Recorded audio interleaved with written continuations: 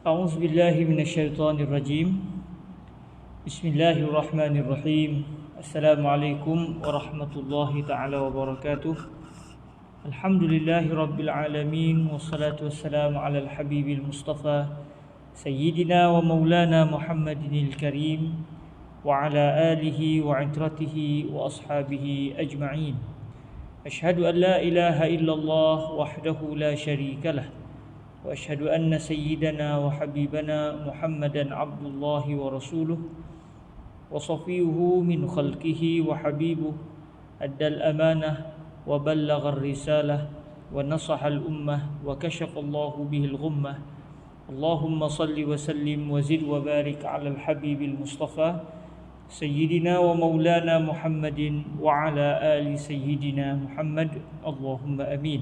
أما بعد, Alhamdulillah, kita sama-sama mengucapkan kesyukuran kepada Allah Subhanahu Wa Taala di atas keizinan daripada Allah kita dapat bertemu pada petang yang berbahagia ini untuk kita membaca kitab Qurratul Ain, syarah kepada matan Al-Waraqat di Imamil Haramain Al-Juwaini, yang sebagaimana kita semua sedia maklum, kitab Qurratul Ain adalah karangan Al-Imam Al-Hattab Al-Maliki, yang beliau menghuraikan Syarhul Jalal Al-Mahalli, yang mana Syarhul Jalal Al-Mahalli adalah merupakan antara huraian terbaik bagi kitab Al-Waraqat karangan Imamil Haramain Al-Juwaini rahimahullahu subhanahu wa ta'ala.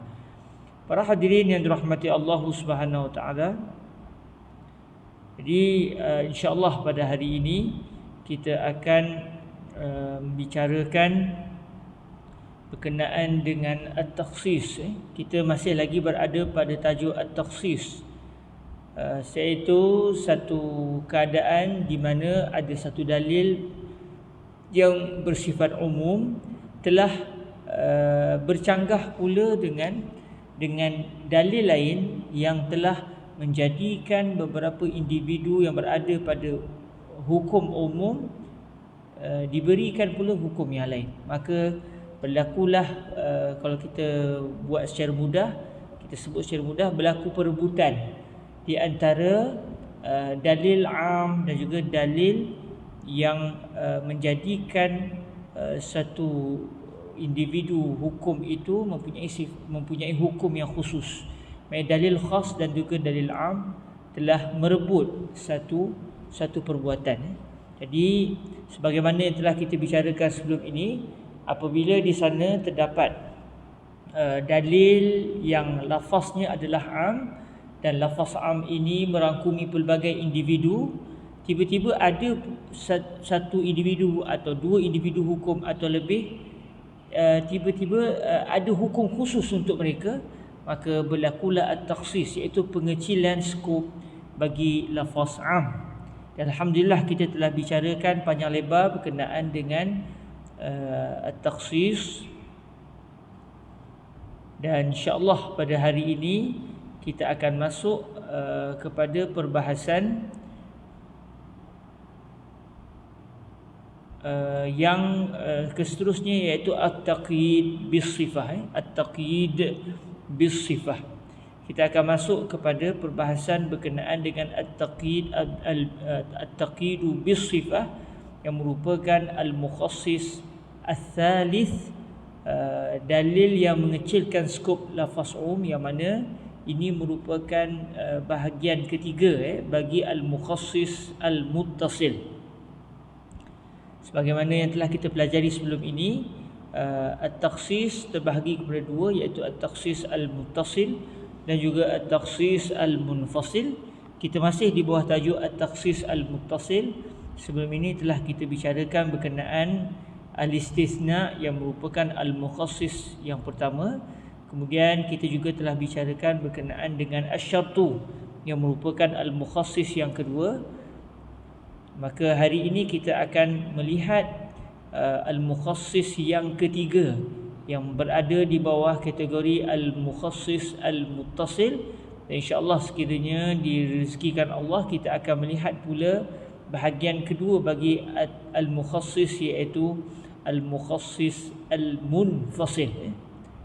Kita masih di bawah tajuk Al-Mukhassis Al-Muttasil, iaitu dalil yang mengecilkan skop lafaz am itu seiring dan disebut serentak dengan lafaz am.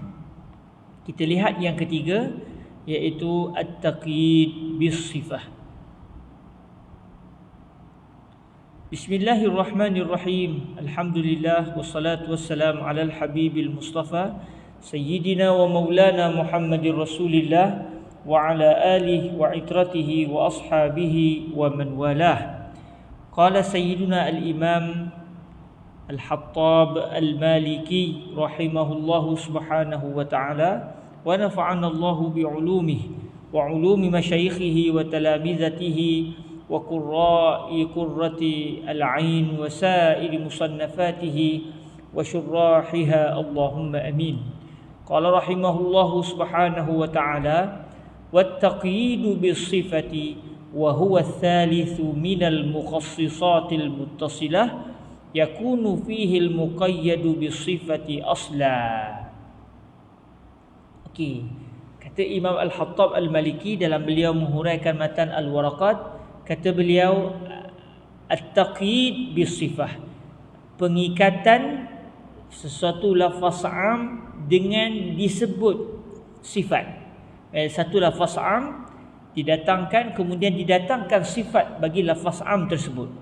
Maka ikatan, mengikat satu lafaz am dengan sifat itu adalah merupakan mukhassis yang ketiga yang berada di bawah tajuk al-mukhassisat al-muttasilah. Mukhassis yang bercantum, disebut bersama dengan lafaz am.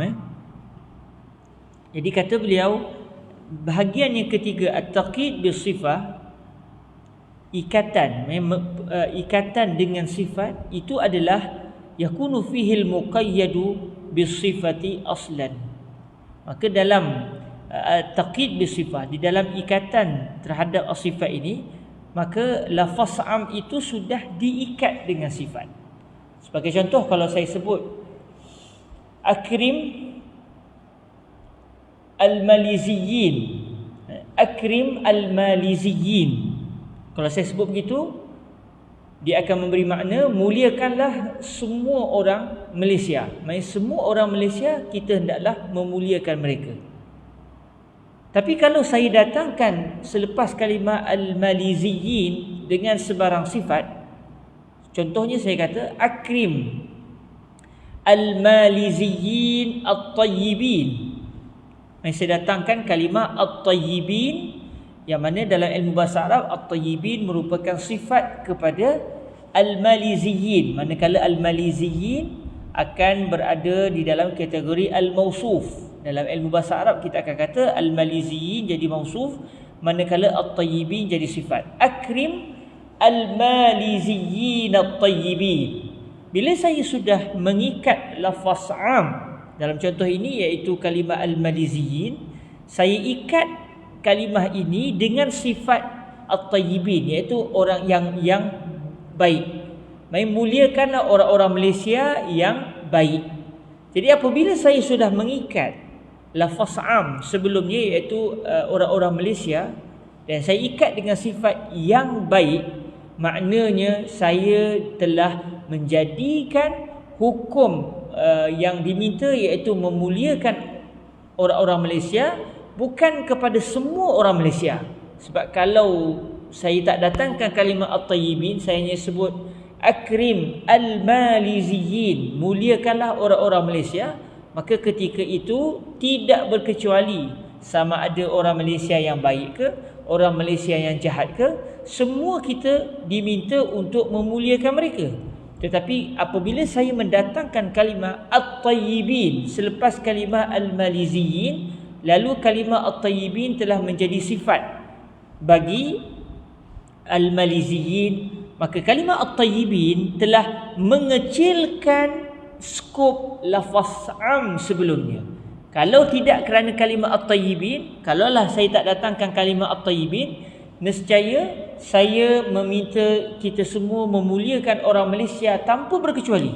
Dia baik ke, dia jahat ke, dia apa perangai sekalipun, saya meminta kita semua untuk memuliakan orang-orang Malaysia. Tetapi apabila saya datangkan saja, saya ikat kalimah am ini dengan sifat, maka mendatangkan sifat tertentu bagi lafaz am telah mengecilkan skop lafaz am, maka berlakulah at-takhsis, berlakulah pengecilan skop bagi lafaz am. Jadi hukum memuliakan tadi hanya diberikan kepada orang-orang Malaysia yang memiliki sifat baik budi pekerti. Tapi orang Malaysia yang tidak baik budi pekerti, berdasarkan kenyataan Akrim al-Baliziyyin at-Tayyibin, kita tidak diminta untuk memuliakan orang-orang Malaysia yang buruk akhlaknya. Jadi dengan mendatangkan sifat telah mengecilkan lafaz am. Maka apabila suatu lafaz am sudah dikecilkan skopnya, pada asalnya bersifat luas, tiba-tiba kita kecilkan skop, maka ketika itu berlakulah at-takhsis, berlakulah pengecilan skop. Jadi ini yang disebut wattaqidu bisifati wa huwa thalithu minal mukhassisatil muttasilah yakunu fihi ay yakunu fit taqidi bisifati al muqayyadu bisifati asla. Pada asalnya sesuatu lafaz am al muqayyadu di sini maksudnya al amu al muqayyadu, sesuatu lafaz am yang sudah diikat dengan sifat, maka lafaz am yang sudah diikat dengan sifat ini berada di bawah kategori at-taqid bis-sifah. Dia berada di dalam kategori pengecilan lafaz am secara ikatan dengan sifat. Lalu kata Imam Al-Haramain Al-Juwaini, kata beliau yuhmalu alaihi al-mutlaq. Sekarang setelah kita mengetahui apakah dia at-taqid bis-sifah, iaitu apakah dia at-takhsis di bawah kategori at-taqid bis-sifah, apabila suatu lafaz am didatangkan sifat bagi lafaz am, maka mendatangkan sifat bagi lafaz am telah mengecilkan skop lafaz am, maka berlakulah takhsis. Jadi seterusnya, katakan Allah Subhanahu Wa Taala menyatakan satu perintah dengan tidak didatangkan sebarang sifat. Kemudian Allah Taala mendatangkan pula sesuatu lafaz yang diikat dengan sifat. Jadi ketika itu apa yang perlu kita lakukan? Jadi sekiranya satu keadaan Allah Ta'ala meminta kita melakukan satu perbuatan dengan tidak diikat dengan sifat. Satu lafaz umum, satu lafaz yang tidak mempunyai sebarang sifat yang disertakan padanya, dipanggil al-mutlaq. Al-mutlaq maksudnya ghairu mazkur fihi bi ayyi sifatin, sesuatu lafaz yang tidak disebut padanya sebarang sifat. Tapi kalau saya datangkan suatu lafaz dengan didatangkan sifat, maka ketika itu dinamakan sebagai al-muqayyad. Okey. Kata beliau wa yuhmalu alaihi al-mutlaqu. Yuhmalu alaihi maksudnya yuhmalu alal muqayyadi bisifati al-mutlaqu. Sebarang lafaz mutlak sekiranya bertembung dengan satu lafaz yang sudah diikat dengan sifat, maka lafaz mutlak yang tidak mempunyai sebarang sifat itu, yang tidak disebutkan padanya sebarang sifat, hendaklah ditanggungkan, difahami bahawa seakan-akan dia juga telah mempunyai sifat. Ini satu keadaan apabila Allah Subhanahu Wa Taala meminta seseorang melakukan satu perbuatan. Contoh, Allah Taala kata bebaskan seorang hamba. A'tiq raqabah. Disebut begitu saja, a'tiq raqabah, bebaskan seorang hamba. Tiba-tiba dalam satu perintah yang lain Allah Taala sebut a'tiq raqabatan mu'minah, bebaskan seorang hamba yang beragama Islam. Jadi apabila perintah yang pertama berbunyi a'tiq raqabah, bebaskan seorang hamba, dengan tidak didatangkan sebarang sifat padanya, kemudian disebut pula selepas itu satu perintah yang lain, tetapi padanya membebaskan hamba yang beragama Islam. Jadi apabila perintah itu disebut dengan jelas bahawa hamba yang perlu dibebaskan adalah beragama Islam, maka selesai masalah. Kita tidak akan membebaskan hamba yang tidak beragama Islam. Cuma persoalannya adalah, adakah hamba yang tidak disebut padanya sebarang sifat, iaitu perintah yang berbunyi bebaskan seorang hamba, adakah hamba yang diperintahkan untuk dibebaskan dalam perintah ini perlu beragama Islam atau tidak perlu untuk beragama Islam? Di sini soalannya. Kerana perintah berkenaan dengan hamba tersebut adalah hendaklah ia dibebaskan, tetapi tidak disertakan padanya sebarang sifat. Jadi dia dianggap sebagai lafaz mutlaq, lafaz yang tidak diikat dengan sebarang sifat. Jadi apa statusnya? Adakah kita faham maknanya kalau tak disebut sebarang sifat, maka tak kisahlah kita nak bebaskan hamba yang beragama Islam ke atau hamba yang tidak beragama Islam ke, maka tak ada masalah. Adakah itu kefahamannya? Atau kita kata walaupun tidak disebut hamba itu hendaklah beragama Islam, tetapi oleh kerana dalam perintah yang lain dinyatakan bahawa hamba hendaklah dibebaskan dalam keadaan dia beragama Islam, maka walaupun di sana ada dua perintah yang berbeza, tetapi atas dasar berhati-hati hendaklah kita memahami hamba yang diminta untuk dibebaskan tanpa disebut sebarang sifat, hendaklah kita memahami bahawa hamba itu juga mesti beragama Islam. Adakah begitu kefahamannya? Kata Al-Imam Al-Haramain Al-Juwaini, lafaz yang mutlak hendaklah difahami ataupun ditanggung ke atas lafaz yang muqayyad. Lafaz yang tidak mempunyai sebarang sifat hendaklah difahami berdasarkan lafaz yang diikat dengan sifat. Lalu fayuqayyadu biqaidihi, maksudnya fayuqayyadul mutlaqu biqaidil muqayyad. Hendaklah lafaz yang bersifat mutlak tersebut diikat juga, walaupun tidak disebut, tetapi atas dasar berhati-hati kita ikat juga dia dengan ikatan yang ada pada lafaz muqayyad. Apa contoh? Okey.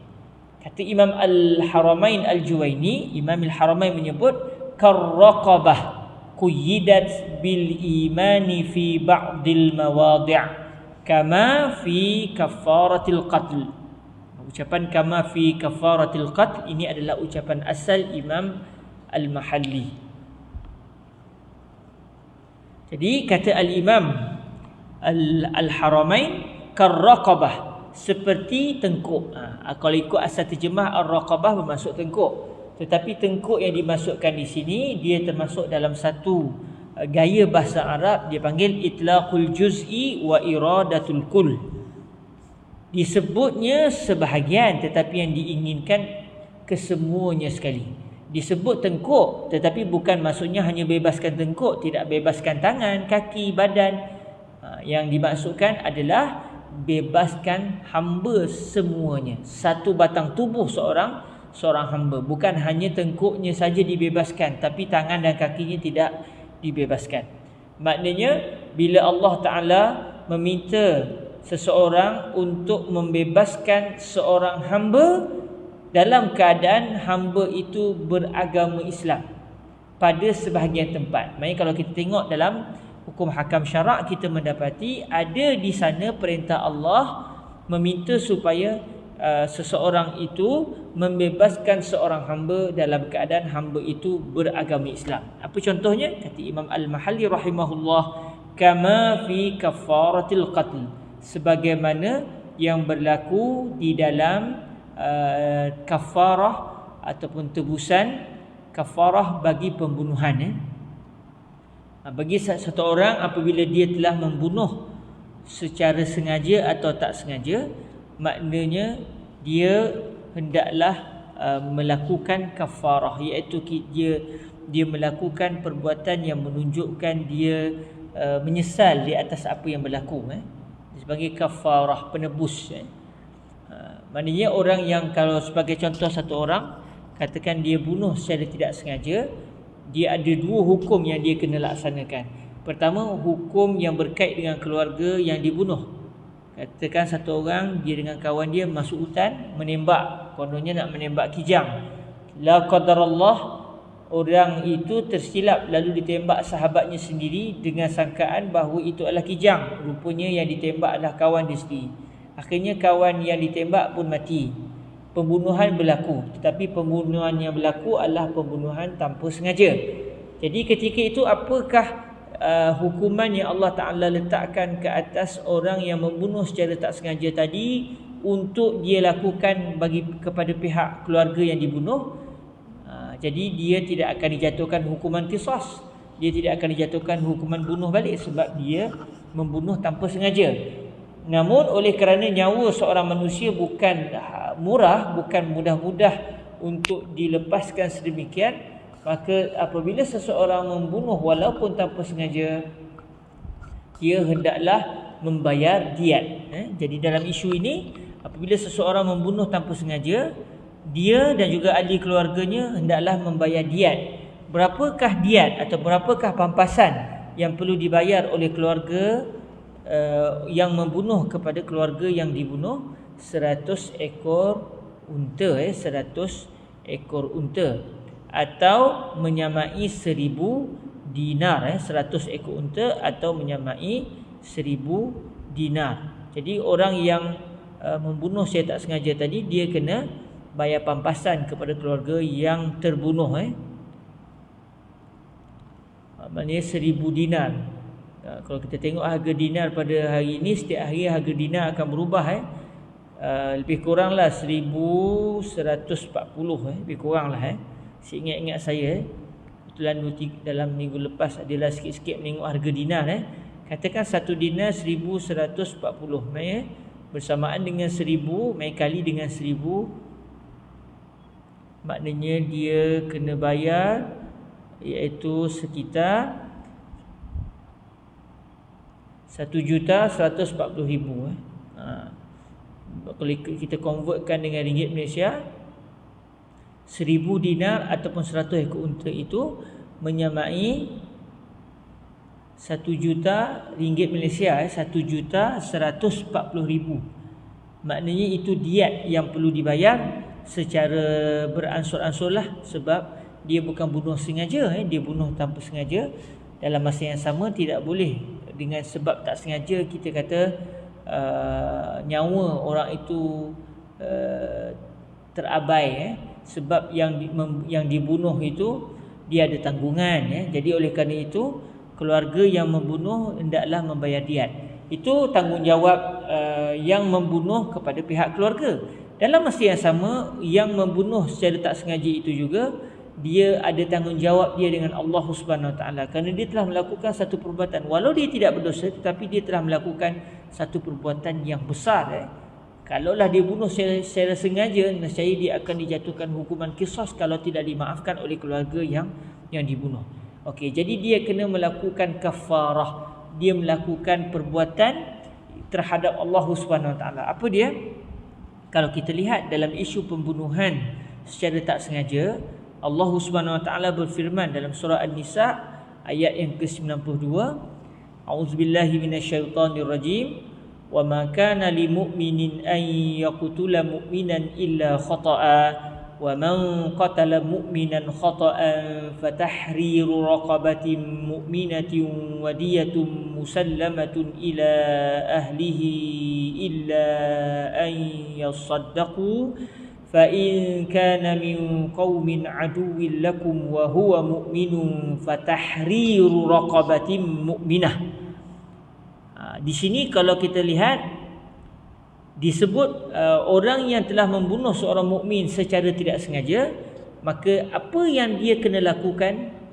Apa yang dia kena lakukan iaitu fatahriru raqabatin mu'minah. Dia hendaklah membebaskan seorang hamba yang beragama Islam. Itu tanggungjawab dia kepada Allah, bukan tanggungjawab dia kepada keluarga. Dengan keluarga dia kena selesaikan diat, dia kena bayar diat. 100 ekor unta atau 1000 dinar. Kalau tak mampu macam mana? Kalau tak mampu dia berhutang. Istilahnya dia berhutang dengan keluarga si mati. Maksudnya keluarga yang membunuh, dia kena bayarlah ansuran. Dia kena bayar ansuran macam beli kereta contoh. Kita beli kereta dalam tempoh, patutnya dia kena dalam tempoh yang tertentu. Tapi kalau dia tak mampu juga, dia kena usahakan. Maksudnya dia berhutang dengan keluarga si mati. Dia bayarlah tiap-tiap bulan berapa ikut perjanjian. Yang penting dia kena bayar diat tersebut. Melainkan kalau keluarga si mati memaafkan dan memberikan kurang diat atau terus tak bayar diat, pulanglah. Tapi kalau keluarga si mati, sebab dia tengok yang mati ni adalah seorang ayah, anak-anaknya masih kecil, lalu setelah bincang sesama ahli keluarga yang dibunuh, mereka meminta diat, maka keluarga yang membunuh hendaklah membayar diat. Kalau tak mampu kena bayar ansuran lah. Memanglah secara adatnya nak beri 1000 dinar atau 100 ekor unta itu adatnya kita tak mampu. Tetapi tak mampu dengan maksud sekarang tidak mampu. Tetapi kalau bayar secara ansuran, mampulah. Jadi kalau dia tak mampu juga, maknanya dia berhutang dengan pihak keluarga. Kalau dia tu kebetulan memang orang miskin dan dia tak mampu nak bayar, maka kerajaanlah yang akan membayar diat tersebut. Kerajaan yang akan membayar diat tersebut. Ini perbahasan secara panjang itu ada dalam kitab-kitab fiqh.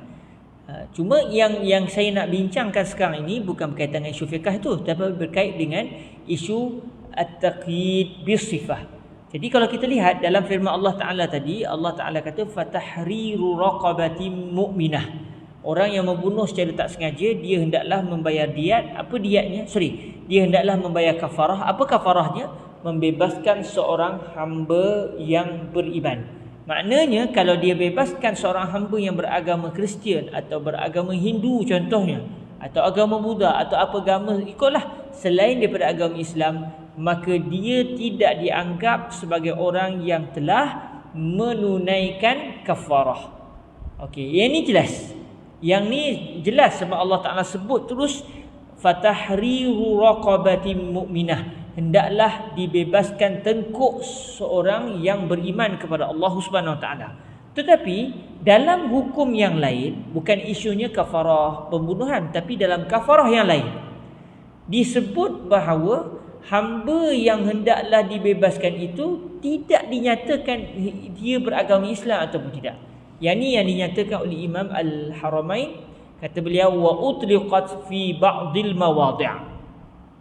Dalam sebahagian tempat, dalam sebahagian hukum yang lain disebut bahawa utliqat, maksudnya utliqatir raqabah. Utliqat di sini maksudnya utliqatir raqabah. Hamba itu dibebaskan daripada sebarang sifat. Maksudnya tidak dinyatakan bahawa hamba itu hendaklah mempunyai ciri-ciri tertentu. Jadi dinyatakan hendaklah bebaskan seorang hamba, tanpa dinyatakan hamba itu adakah dia mesti beragama Islam atau tak kisah. Kama fi kafaratiz zihar, sebagai contoh kata Imam Al-Mahalli rahimahullah, sebagai contoh yang berlaku dalam isu kafarah az-zihar. Az-zihar maknanya katakan satu orang, az-zihar ni dia satu cara talak, satu cara seseorang suami menjatuhkan cerai kepada isterinya berdasarkan tradisi masyarakat jahiliyah. Sama ada jatuh cerai itu sama ada disebut talaqtuki, aku ceraikan kamu, itu semua kita faham, atau dia tak sebut aku ceraikan kamu, tapi dia sebut satu kenyataan, iaitu dia kata isteri dia macam ibu dia. Isteri dia tu macam ibu dia sendiri. Maknanya seorang suami kata kepada isteri dia, kamu ni macam mak aku, kamu seperti ibu aku. Asalnya dia kata anti ka zahri ummi, kamu ni seperti bahagian belakang ibuku. Jadi dalam tradisi masyarakat Arab, kalau seseorang menyamakan isterinya dengan ibu kandung si suami itu sendiri, biasanya akan disebut anti ka zahri ummi, anda wahai isteriku, kamu ini seumpama bahagian belakang, bahagian belakang badan ibuku. Jadi apabila seseorang suami menyamakan isterinya dengan ibu kandungnya sendiri, maka bagi orang Arab jahiliyah, apabila kita tidak boleh melakukan hubungan jenis dengan ibu sendiri, maka begitu jugalah ketika itu tidak boleh melakukan hubungan jenis dengan isteri sendiri, sebab isteri sudah diceraikan tetapi dengan menggunakan lafaz zihar. Menjadikan isteri diceraikan bukan dengan lafaz talak tetapi dengan lafaz menyatakan si isteri seumpama ibu kandung si suami. Jadi ini cara cerai pada zaman jahiliah satu ketika dahulu. Akhirnya ianya diharamkan oleh syariat. Dan kalau seseorang menyatakan ucapan seperti itu, maka dalam syariat Islam tidaklah serta-merta isterinya dijatuhkan talak, tetapi dia diberikan tempoh diberikan tempoh untuk berfikir nak buat keputusan sama ada nak ceraikan isteri ke atau nak kembali kepada isteri. Jadi kalau dia nak kembali kepada isteri, dia fikir-fikir, tak boleh aku tinggalkan isteri aku, jadi dia nak kembali kepada isteri. Dia dah sebut kalimah zihar, tetapi dalam Islam sebut kalimah zihar tidak bawa kepada talak. Tetapi sesiapa yang sebut kalimah zihar, dia diberikan pilihan untuk berfikir. Kamu kena buat dua keputusan, salah satu daripada dua keputusan. Sama ada kamu ceraikan isteri kamu dengan lafaz cerai, atau kamu tidak menceraikan isteri kamu, iaitu kamu terus menjadi suami kepada isteri kamu. Jadi kalaulah seseorang lelaki yang telah melafazkan lafaz zihar dan dia akhirnya membuat keputusan untuk tidak menjatuhkan talak kepada isterinya tersebut, maka dia kena membayar kafarah. Dia kena membayar kafarah kerana dia telah melafazkan satu lafaz yang tidak diizinkan oleh Allah, yang kalaulah pada zaman jahiliah itu dianggap sebagai lafaz cerai. Ini dalam surah Al-Mujadilah ataupun Al-Mujadalah. Boleh sebut dua, surah Al-Mujadilah atau Al-Mujadalah. Dalam ayat yang ketiga, Allah Subhanahu wa taala berfirman, "Walladzina yudhahiruna min nisaihim thumma ya'uduna lima qalu fatahriru raqabatin min qabli an yatamassa." Orang-orang yang telah menzihar, menjadikan isterinya itu seumpama ibunya sendiri, kemudian akhirnya mereka ingin kembali kepada isteri mereka, maka sebelum suami dan isteri itu saling bersentuh iaitu melakukan hubungan jenis, maka si lelaki tersebut hendaklah membebaskan seorang hamba. Allah Ta'ala sebut fatahriru raqabah, maka si suami hendaklah membebaskan seorang hamba. Allah tak sebut dalam surah Al-Mujadilah fatahriru raqabatin mu'minah, bebaskanlah seorang hamba yang beragama Islam. Tapi Allah Ta'ala sebut bebaskanlah seorang hamba. Jadi kalau kita fahami semata-mata ayat ini, seakan-akan tak kisah nak bebaskan hamba yang beragama Islam ke, atau kita nak bebaskan hamba yang tidak beragama Islam ke, tidak menjadi masalah kalau ikut kefahaman ayat ini. Tetapi kalau kita lihat dalam isu kafarah yang lain, walaupun bukan kafarah zihar tapi kafarah juga, cuma dalam tajuk yang lain, kafarah pembunuhan. Di dalam kafarah pembunuhan, Allah mensyaratkan hamba yang hendaklah dibebaskan itu hendaklah hamba yang beragama Islam. Jadi persoalannya, adakah hamba yang diminta untuk dibebaskan dalam isu kafarah az-zihar seperti hamba yang diminta untuk dibebaskan dalam isu kafarah pembunuhan secara tak sengaja, iaitu hendaklah beragama Islam, atau hukum sebenarnya berbeza? Bagi kafarah zihar tak kisah hamba beragama Islam ke hamba tak beragama Islam, tak ada masalah. Tetapi dalam masalah kafarah pembunuhan secara tak sengaja tadi, hamba yang diminta untuk dibebaskan mesti beragama Islam. Jadi mana satu? Jadi di sinilah kalau kita lihat dalam sebahagian keadaan disebut hamba yang hendaklah dibebaskan itu mesti beragama Islam. Tetapi dalam bahagian yang lain, dalam tajuk yang lain, tetapi masih dalam tajuk yang berkaitan, iaitu az-zihar contohnya, masih berada dalam tajuk kafarah. Kafarah yang diminta adalah membebaskan hamba tanpa disebut dia mesti beragama Islam atau tidak. Jadi ketika ini macam mana kita nak buat? Kata Imam Imam Al-Haramain Al-Juwaini, fayuhmalul mutlaqu 'alal muqayyadi ihtiyata. Maka ketika itu hendaklah lafaz yang mutlak, lafaz yang disebut tanpa didatangkan sebarang sifat. Contohnya tadi kafarah zihar, fatahriru raqabah. Disebut, Allah Ta'ala sebut dalam surah Al-Mujadilah tadi, fatahriru raqabah, bebaskanlah seorang hamba. Tanpa disebut hamba itu mesti beragama Islam ataupun tidak. Jadi kata Imam Al-Haramain Al-Juwaini, lafaz yang mutlak, contohnya kafarah zihar tadi, hendaklah ditanggung berdasarkan lafaz yang muqayyad.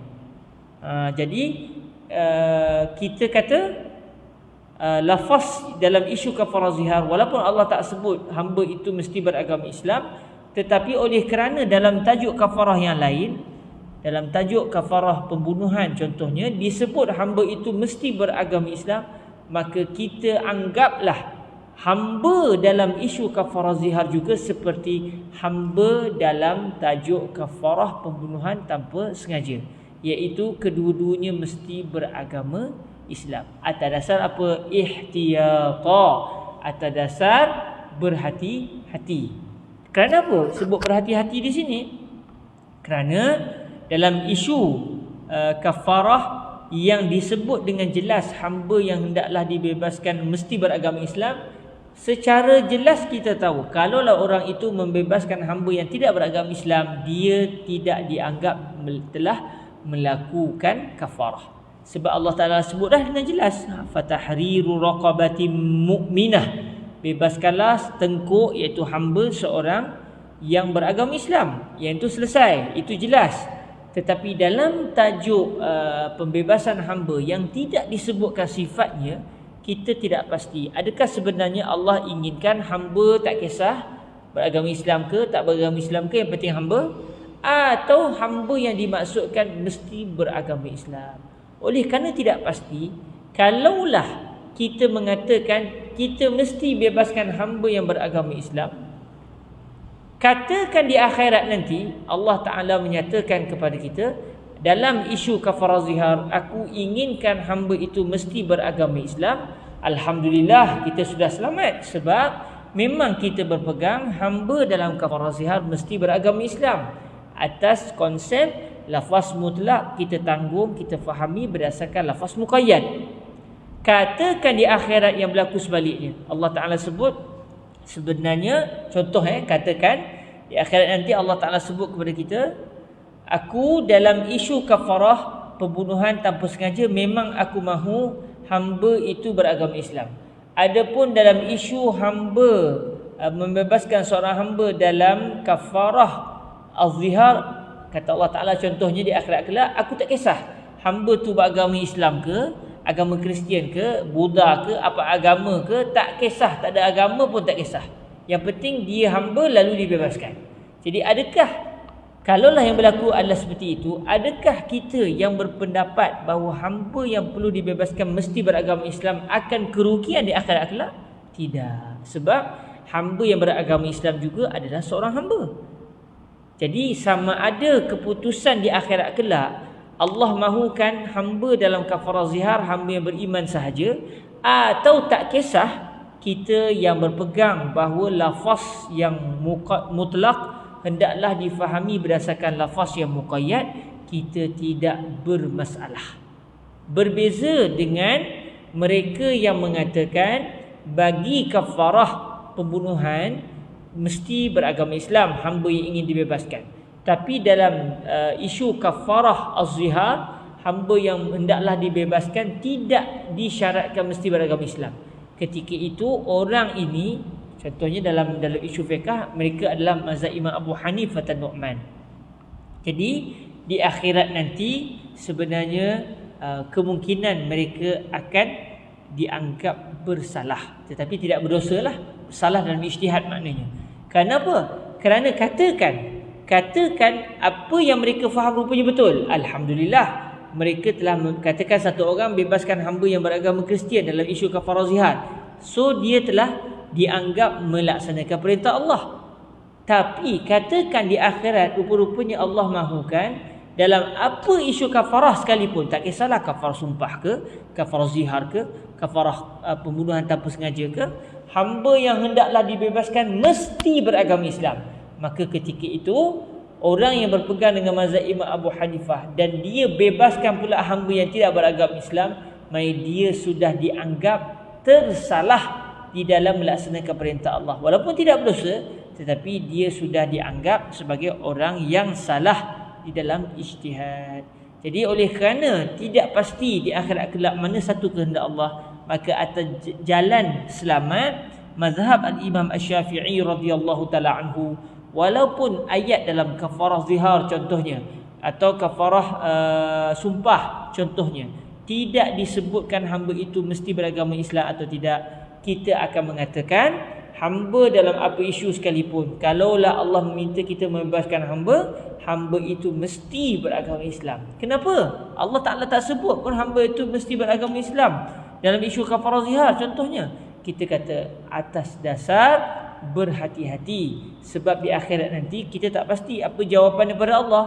Katakan Allah kata hamba itu mesti beragama Islam, alhamdulillah ijtihad kita dah betul sebab kita ikut pendapat Imam Syafi'i. Katakan rupanya Allah Ta'ala tak kisah pun hamba yang beriman ke yang tak beriman pun tak kisah dalam isu kafarah az-zihar, kita juga tidak dianggap bersalah sebab kita telah membebaskan hamba yang beragama Islam. Dan hamba yang beragama Islam adalah seorang hamba, tak kisahlah dia agama Islam ke, sebab Allah Ta'ala tak sebut pula janganlah hamba itu beragama Islam. Allah kata bebaskan hamba. Jadi tak kisah dia ada agama ke dia tak ada agama ke. Maknanya orang yang berpegang dengan pendirian lafaz mutlak, kalau bertemu dengan lafaz muqayyad, hendaklah lafaz mutlak difahami berdasarkan kefahaman lafaz muqayyad, dia akan selamat di akhirat kelak.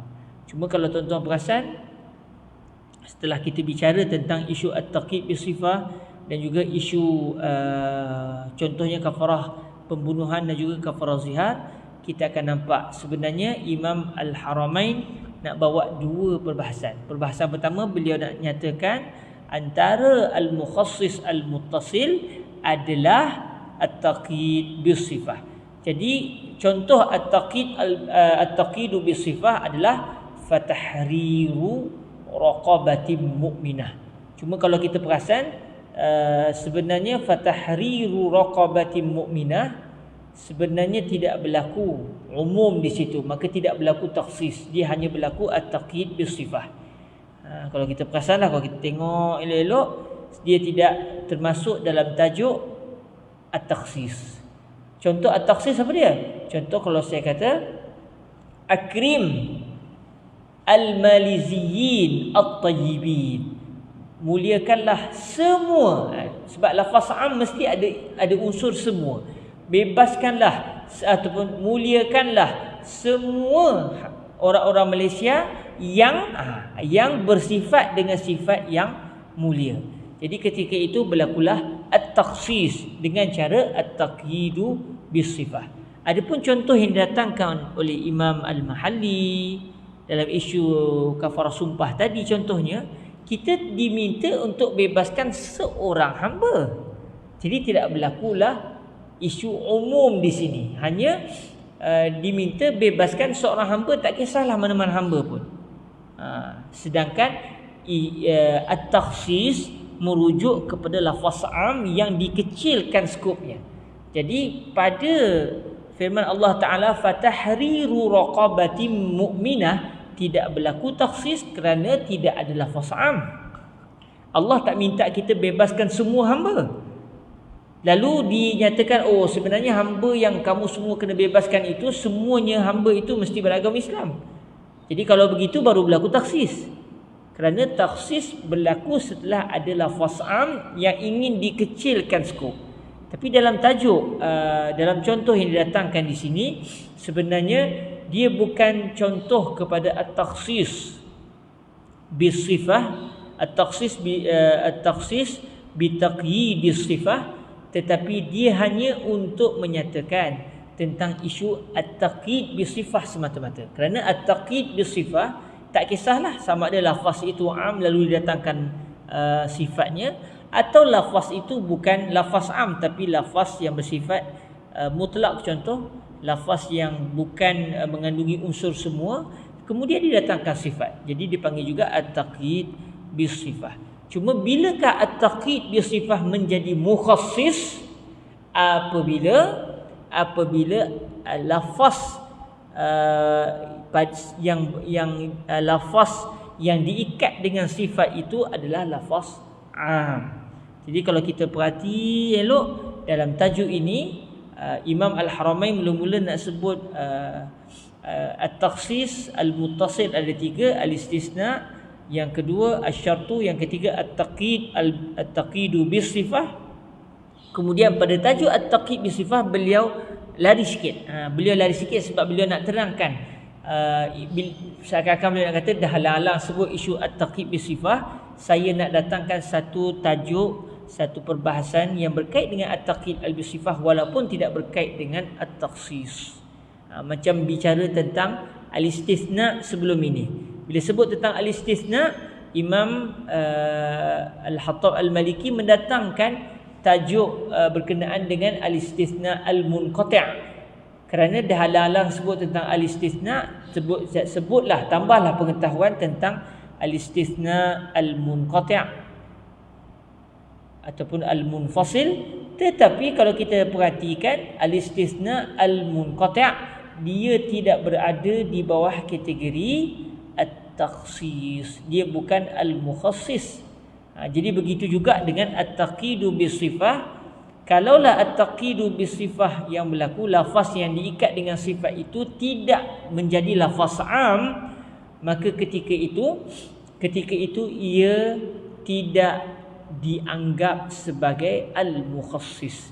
Jadi dalam isu fatahriru raqabatin mu'minah, itu bukan at-takhsis bit-taqyid bis-sifah, dia hanya berlaku at-taqyid bis-sifah tanpa takhsis. Kerana fatahriru raqabatin mu'minah artinya bebaskanlah seorang hamba yang beriman. Dah nama pun seorang hamba, maka tak berlakulah at-takhsis, kerana lafaz seorang itu bukan maksud semua. Tapi kalaulah Allah Ta'ala sebut fatahrirur raqabah dengan ada alif lam contoh, fatahrirur raqabatil mu'minah, bebaskanlah hamba yang beriman, dalam keadaan didatangkan alif lam.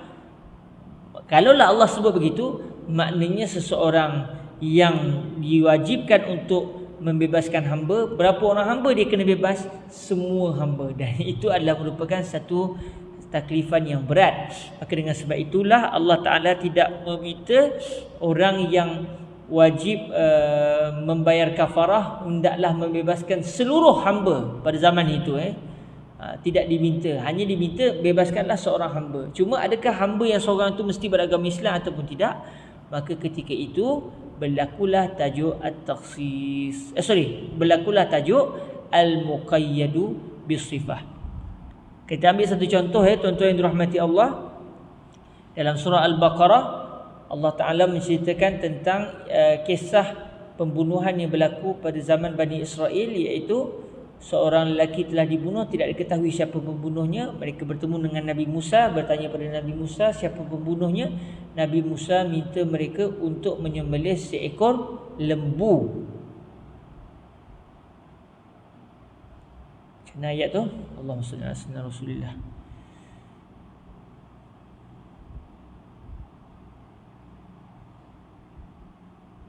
Wa idh qala Musa liqaumihi inna Allaha ya'murukum an tadhbahu baqarah. Tu Wa idh qala Musa liqaumihi, tatkala mana Nabi Musa telah bersabda kepada kaum baginda, inna Allaha ya'murukum an tadhbahu baqarah, sesungguhnya Allah telah memerintahkan kamu semua untuk untuk menyembelih seekor lembu. Kalimah baqarah ni dalam bahasa Arab boleh merujuk kepada lembu jantan atau lembu betina. Kalimah baqarah dia boleh digunakan merujuk kepada dia satu lafaz yang boleh digunakan untuk merujuk lembu jantan atau lembu betina. Sebab setengah kitab dia bila kitab-kitab terjemahan, bila dia kata surah Al-Baqarah ni surah lembu betina. Saya tak pasti macam mana dinyatakan mesti lembu, adakah lembu yang disyaratkan tu mesti betina atau tidak, saya tak pasti di mana kenyataan itu. Cuma kalau merujuk kepada bahasa Arab semata-mata, Walaupun ada tak marbutah di situ, tetapi tak marbutah itu bukan berperanan untuk mengatakan lembu itu adalah berjantina betina. Pada kalimah Al-Baqarah itu merujuk kepada seekor lembu. Jadi jamak dia tanpa kalimah tak marbutah. Baqaratun jamak dia baqarun ataupun abqar. Jadi kalau baqarun maknanya lembu-lembu yang banyak. Tapi kalau seekor lembu, tak kisahlah jantan ke betina, kita sebut baqarah. Jadi dalam ayat ini Allah Ta'ala kata, sesungguhnya Allah telah memerintahkan kamu semua untuk menyembelih seekor lembu. Jadi dalam ayat ini tidak berlaku taksis. Kenapa tak berlaku taksis? Kerana tidak ada lafaz am. Yang ada hanya lafaz yang tidak diikat dengan sifat. Jadi berlaku lafaz mutlak, tetapi tidak berlaku lafaz am. Bila tak ada je lafaz am, maka tak berlakulah at-takhsis. Lalu Banu Israel tanya, apa lembu tu warna apa? Akhirnya mulalah didatangkan sifat. Jadi dalam ayat ini contohnya berlaku at-taqyidu bis-sifah. Asalnya tak kisah mana-mana lembu pun, yang penting seekor. Tiba-tiba mereka tanya warna apa, dia pernah digunakan untuk bekerja di kebun atau tidak. Mereka sendiri yang sengaja bertanya soalan itu, sengaja nak bermain-main dengan Nabi Musa. Akhirnya Allah Ta'ala daripada lafaz Baqarah tanpa sebarang sifat, maka Allah sudah mendatangkan sifat. Bila datangkan sifat, bila banyaknya sifat, maka akan sikitlah kemungkinan benda itu wujud. Iza kasuratis sifat qallal mawjud. Kalau kita boleh sebutkan begitu, kalaulah sifat sudah disebut begitu banyak, maknanya sudah didatangkan sifat, maka berlakulah pengecilan, makin sikit. Jadi bila semakin banyak sifat yang disebutkan bagi suatu objek, maka nak dapat benda itu sudah semakin sukar. Akhirnya fazabahuha wama kadu yaf'alun. Akhirnya mereka pun berjaya menyembelih lembu tersebut. Hampir-hampir kata Allah Ta'ala, mereka tidak mampu untuk menyembelih lembu tersebut kerana sifatnya yang sudah terlalu banyak. Pada asalnya tak bersifat, hanya seekor lembu. Banyak sembelih mana-mana lembu pun tak kisah. Tapi mereka sengaja ingin bermain-main dan memperolokkan Nabi Musa.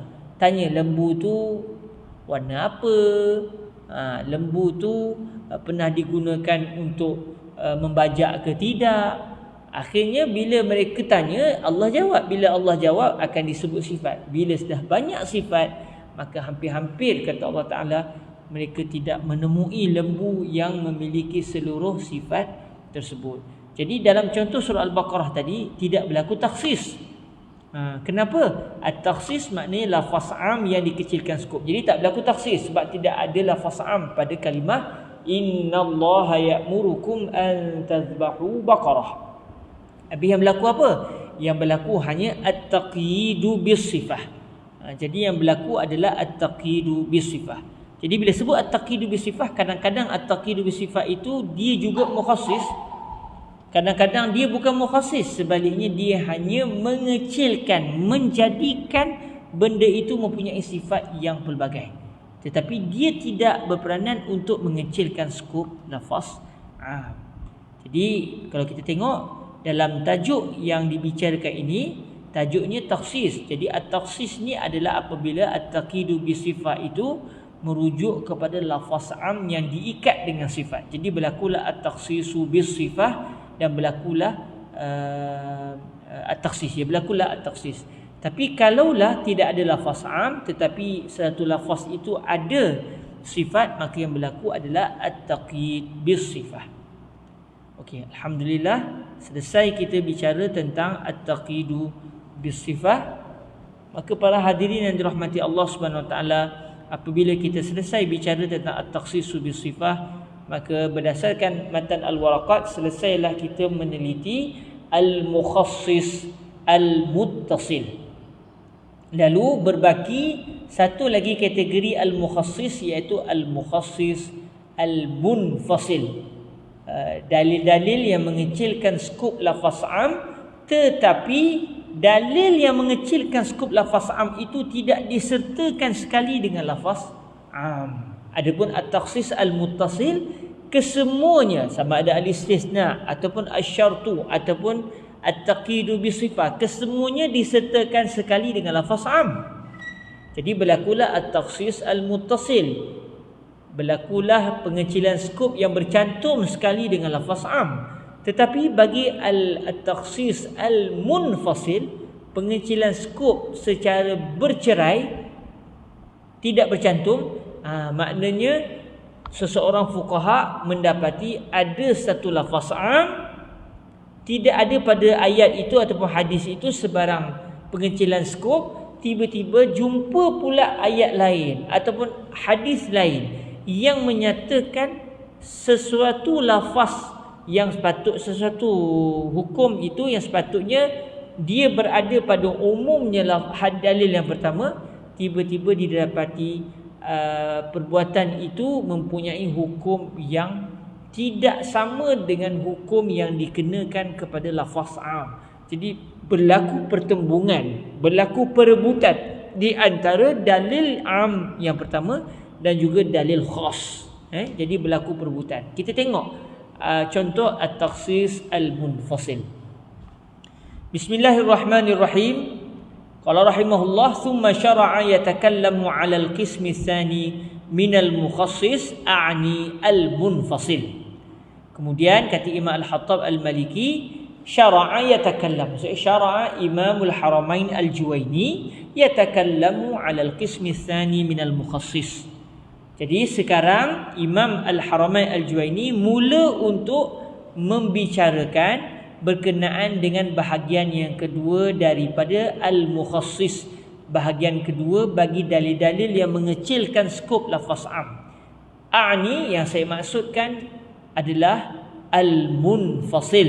Maksudnya bahagian kedua yang saya maksudkan adalah Al-Mukhassis Al-Munfasil. Dalil yang mengecilkan skop lafaz am, yang dalil itu bercerai daripada lafaz am, tidak disebut sekali dengan lafaz am. Jadi di sini kita tahu tuan-tuan yang dirahmati Allah, seseorang mujtahid sebelum mereka ingin menyatakan hukum kepada kita, mereka perlu meneliti hukum itu apabila diambil daripada suatu dalil yang umum, adakah di sana dalil yang menyatakan secara khusus hukum ini berbeza dengan lafaz am. Jadi maknanya untuk menyatakan satu hukum fiqh itu memerlukan kajian yang terperinci. Sebab itulah orang seperti kita tidak boleh terus kepada Al-Quran dan juga hadis dalam masalah fiqh. Kita perlu berpaut kepada para mujtahid, kerana para mujtahid mereka memiliki kepakaran untuk meneliti dalil-dalil syarak. Kerana kadang-kadang kita baru jumpa dalil am, tetapi kita tidak jumpa lagi al-mukhassis al-munfasil yang berkait dengan dalil am tersebut. Faqal, lalu kata Imam Al-Haramain Al-Juwaini, wa yajuzu takhsisul kitabi bil kitab. Boleh, maknanya tidak menjadi satu kesalahan dari sudut syarak untuk berlaku pengecilan Al-Kitab, iaitu ayat-ayat Al-Quran yang bersifat am, lafaz-lafaz ayat-ayat Al-Quran yang padanya ada lafaz am, dikecilkan keluasan umumnya tersebut dengan ayat Al-Quran yang lain. Al-Quran dikecilkan skopnya oleh Al-Quran. Ada dua dalil Al-Quranul Karim, satu ayat menyatakan lafaz am, tiba-tiba satu ayat yang lain menyatakan lafaz khas. Jadi ketika itu lafaz khas akan mengecilkan skop lafaz am yang ada pada ayat yang satu lagi. Alal asah, maknanya berdasarkan pendapat yang paling kuat. Maknanya berdasarkan pendapat yang paling kuat, tidak menjadi masalah untuk sesuatu ayat Al-Quran dikecilkan umumnya oleh ayat Al-Quran yang lain. Apa contoh? Okey, alhamdulillah Imam Al-Hattab Al-Maliki banyak mendatangkan contoh supaya kita faham, kita dapat memahami apa yang diinginkan oleh Al-Imam Al-Jalal Al-Mahalli serta Imamul Haramain Al-Juwaini. Nahwu wal mutallaqatu yatarabbasna bi anfusihinna thalathata quru. Allah Ta'ala menyatakan wal mutallaqat, wanita-wanita yang telah dijatuhkan talak. Wanita-wanita yang sudah diceraikan oleh suaminya. Kalau kita tengok ayat ini, kalimah yang didatangkan dalam ayat ini adalah jamak muannas salim. Jamak muannas salim. Al-mutallaqat. Mutallaqat adalah jamak muannas salim. Apa mufrad bagi kalimah mutallaqat? Al-mutallaqah. Kemudian ada alif lam, dan kita telah pelajari sebelum ni, alif lam bila masuk kepada lafaz jamak, sekiranya alif lam itu bukan alif lam al-ahdiyah, maka dia akan memberi makna alif lam itu adalah alif lam lil umum, alif lam al-istighraqiyah, alif lam yang akan memberi erti seluruhnya. Jadi bila Allah Taala sebut wal mutallaqat, apa maksud dia? Semua, sikit kita terjemahkan, semua wanita yang telah dijatuhkan talak, yatarabbasna bi anfusihinna thalathata quru. Wanita-wanita yang telah dijatuhkan talak tersebut, semua mereka hendaklah menunggu terhadap diri mereka, maksudnya tidak boleh mereka berkahwin dalam tempoh berapa lama? Dalam tempoh 3 kali apa dia al-qur'u? Al-qur'u dalam kefahaman mazhab Imam Asy-Syafi'i radhiyallahu taala anhu, al-qur'u bermaksud suci daripada haid. Maknanya orang perempuan akan ada masanya dia tidak didatangi haid, maka itu adalah al-qur'u. Ada kalanya dia didatangi haid, maka ketika itu tidak berlaku al-qur'u berdasarkan kefahaman mazhab al-Imam Asy-Syafi'i. Jadi berdasarkan ayat ini, surah Al-Baqarah ayat yang ke-228 ini, bila Allah Ta'ala sebut wal mutallaqatu yatarabbasna bi anfusihinna thalathata quru', maksud dia semua wanita. Saya terjemahkan semua wanita sebab kita bicaranya pada lafaz am yang ada pada kalimah wal mutallaqat. Semua wanita-wanita yang telah diceraikan oleh suaminya, hendaklah mereka menunggu selama 3 kali suci. Selepas selesai 3 kali suci, barulah mereka boleh berkahwin dengan orang lain. Iddah bagi wanita yang telah diceraikan adalah 3 kali suci, 3 kali suci daripada haid. Jadi kata Imam Al-Hattab Al-Maliki, nahwu al-mutallaqatu yatarabbasna bi anfusihinna thalathata quru' asy-syamili li ulatil ahmal. Kalau kita tengok ayat ini, firman Allah Subhanahu Wa Taala ataupun kalimah wal mutallaqat itu sebenarnya ia turut mengandungi wanita-wanita yang hamil. Maka kalau adalah wanita yang hamil kemudian dia diceraikan oleh suaminya, maka kalau ikut firman Allah Ta'ala yang berbunyi wal mutallaqatu yatarabbasna bi anfusihinna thalathata quru', ikut umum ayat ini, tak kiralah wanita yang diceraikan itu mengandung ke tak mengandung ke, kalau dah kena cerai oleh suaminya, dia kena menunggu masa selama 3 kali suci sebelum dia berkahwin dengan orang lain kalau dia nak kahwin. Jadi maknanya kalau ikut ayat yang pertama, semua orang yang telah diceraikan, semua wanita yang telah diceraikan oleh suaminya, iddahnya adalah 3 kali suci daripada haid. Lalu kata Imam Al-Hattab Al-Maliki, fa khussa bi qawlihi wa ulatul ahmali ajaluhunna an yada'na hamlahun. Wanita-wanita yang memiliki anak di dalam kandungan, maksudnya wanita-wanita yang mengandung, maka tempoh iddah mereka adalah sehingga mereka melahirkan kandungan mereka. Jadi kalau ikut firman Allah Ta'ala yang berbunyi wa ulatul ahmali ajaluhunna an yada'na hamlahun, surah At-Talaq ayat yang keempat, ayat ini menyatakan secara khusus wanita yang mengandung iddah mereka adalah sehingga anak itu lahir. Selagi anak itu tidak lahir, wanita tadi tidak boleh berkahwin lain, tidak boleh berkahwin lain. Jadi kalau kita tengok ayat yang pertama dengan ayat yang kedua ini saling merebut wanita yang mengandung. Kalau kita tengok ikut kefahaman ayat wal mutallaqatu yatarabbasna bi anfusihinna salasata quru, ayat ini turut akan mengatakan wanita yang mengandung juga hendaklah tunggu selama 3 kali suci.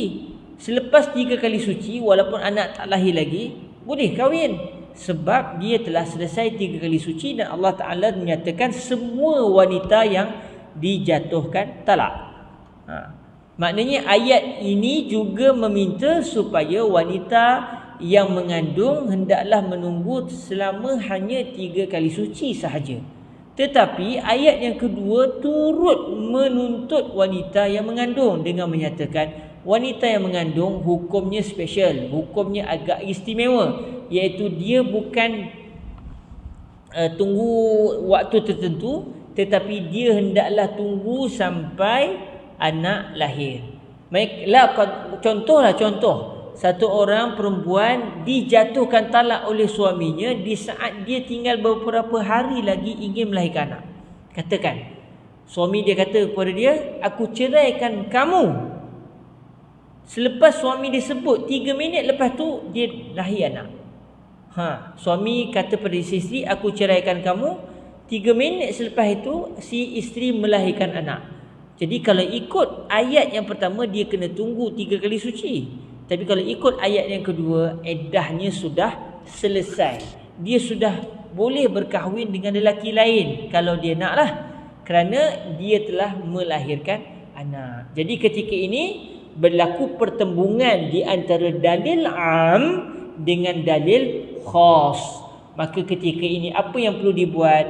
Dalil khas akan mengambil wanita yang mengandung, yang diceraikan, diambil untuk dikeluarkan daripada lafaz am wal mutallaqat. Lalu maknanya yang menang adalah dalil khas. Dalil khas akan menarik keluar wanita yang diceraikan dalam keadaan dia mengandung, dikeluarkan wanita ini daripada keluasan firman Allah yang berbunyi wal mutallaqatu yatarabbasna bi anfusihinna salasata quru. Maka akhirnya lafaz umum tadi sudah kecil skopnya. Pada asalnya tak kisah wanita mengandung ke wanita tak mengandung ke, boleh untuk berkahwin setelah selesai 3 kali suci. Tetapi dengan firman Allah dalam surah At-Talaq ayat yang keempat, maka lafaz umum tadi sudah dikecilkan skop. Bila dikecilkan saja skopnya, berlakulah at-takhsis.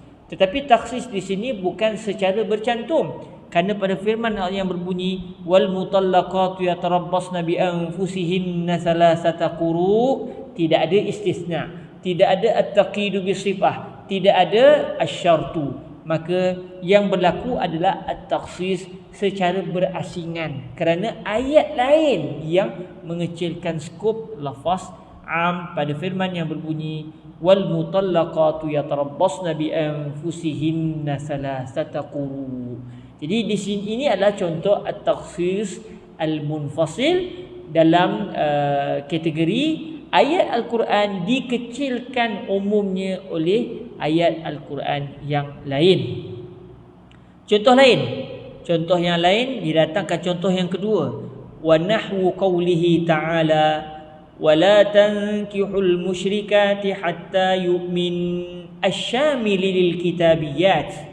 Contohnya firman Allah Ta'ala. Contoh yang lain, Allah Ta'ala berfirman dalam surah Al-Baqarah ayat yang ke-221, Allah menyatakan wala tankihul musyrikati hatta yu'min.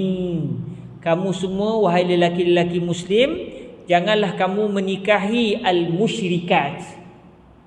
Didatangkan lafaz am kerana kalimah al-musyrikat ada alif lam dan dipadankan dengan lafaz jamak. Lalu akhirnya alif lam ini setelah diteliti, alif lam ini bukan alif lam ahdiyah, sebaliknya alif lam al-istighraqiyah, akhirnya kita kata al-musyrikat adalah lafaz am. Jadi apa artinya? Artinya kamu semua janganlah berkahwin dengan seluruh wanita-wanita musyrik sehinggalah mereka beriman. Selagi mereka tidak beriman, wanita-wanita musyrik seluruhnya diharamkan untuk dikahwini oleh lelaki Muslim. Ayat ini kata Imam Al-Hattab Al-Maliki mengandungi Al-Kitabiyat, mengandungi wanita-wanita beragama Kristian ataupun Yahudi. Dan kalau ikut firman Allah Ta'ala berbunyi wala tankihul musyrikati hatta yu'min.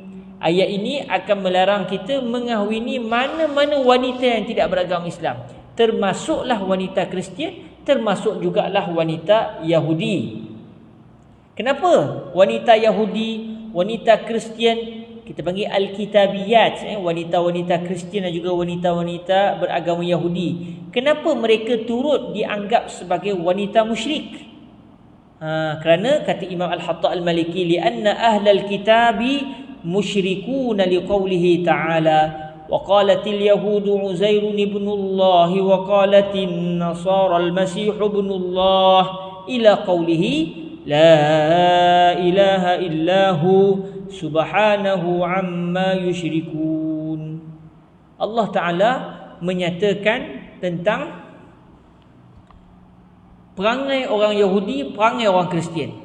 Allah Ta'ala berfirman, kata Allah Ta'ala, orang-orang Yahudi telah berkata Uzair adalah anak Allah. Manakala orang Kristian pula mengatakan Nabi Isa iaitu Al-Masih adalah anak Allah. Kemudian Allah menyambung ayat ini dengan menyatakan la ilaha illahu, tidak ada sebarang Tuhan melainkan Dia, Maha suci Dia, subhanah amma yusyrikun, Maha suci Allah Subhanahu Wa Taala daripada apa yang telah mereka syirikkan Allah Taala. Jadi ayat ini menyatakan orang Yahudi telah mensyirikkan Allah, orang Kristian juga telah mensyirikkan Allah. Jadi jawapannya ataupun kesimpulannya, orang yang beragama Kristian, orang yang beragama Yahudi, mereka adalah orang-orang musyrik. Jadi semua Yahudi adalah orang musyrik, semua orang Kristian adalah orang musyrik. Tetapi bukan semua orang musyrik adalah orang Kristian atau orang Yahudi. Sebab ada juga orang musyrik bukan beragama Kristian, bukan beragama Yahudi. Contohnya beragama Buddha atau beragama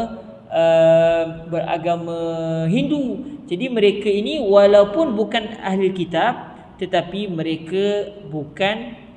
walaupun mereka bukan ahli kitab, mereka tetap seorang musyrik. Jadi semua orang Yahudi adalah musyrik, bukan semua orang musyrik adalah orang Yahudi. Semua orang Kristian adalah musyrik, tetapi bukan semua orang musyrik adalah orang Kristian. Jadi Imam Al-Hattab nak buktikan bahawa orang Yahudi dan Kristian termasuk dalam kategori orang musyrik. Maka apabila sudah dibuktikan orang Kristian dan juga orang Yahudi termasuk dalam kumpulan musyrik, maka bila Allah Ta'ala sebut wala tankihul musyrikati hatta yu'min, janganlah kamu semua menikahi wanita-wanita musyrik sehinggalah mereka beriman. Maknanya ayat ini mengandungi orang-orang Kristian wanita dan mengandungi wanita-wanita Yahudi, kerana semua wanita yang tidak beragama Islam dinamakan wanita musyrik. Okey. Firman Allah Ta'ala yang berbunyi wala tankihul musyrikati hatta yu'min khussa biqaulihi ta'ala wal muhsanatu minal ladzina utul kitaba min qablikum ay hillul lakum. Allah Ta'ala ketika menyatakan wanita-wanita yang halal dikahwini dalam surah Al-Ma'idah,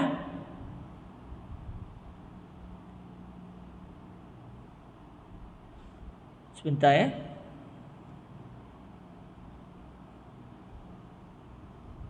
sebentar saya nak cek sikit. Surah Al-Ma'idah ke surah An-Nisa? Sebentar ya.